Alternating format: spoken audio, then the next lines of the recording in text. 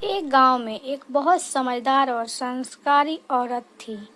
एक बार वह अपने बेटे के साथ सुबह सुबह कहीं जा रही थी। तभी एक पागल औरत उन दोनों माँ बेटे के रास्ते में आ गई और उस लड़की की माँ को बहुत बुरा भला कहने लगी।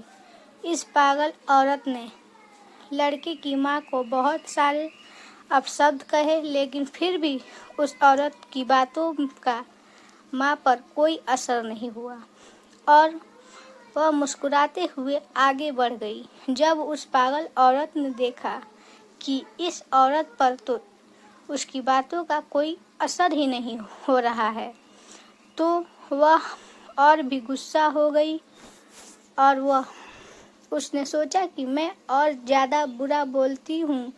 अब वो पागल औरत उस लड़के की माँ, उसके पति और परिवार के लिए भला बुरा कहने लगी।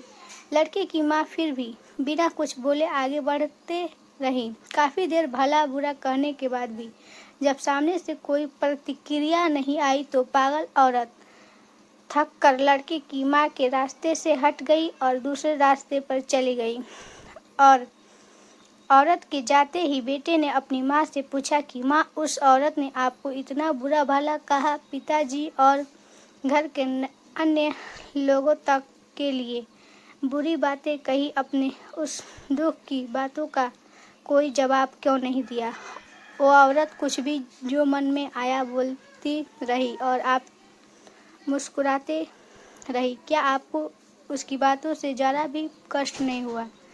उस समय माँ ने बेटे को कोई जवाब नहीं दिया और चुपचाप घर चलने को कहा। जब दोनों अपने माँ घर के अंदर पहुंच गए, तब माँ ने कहा कि तुम यहाँ बैठो, मैं आती हूँ।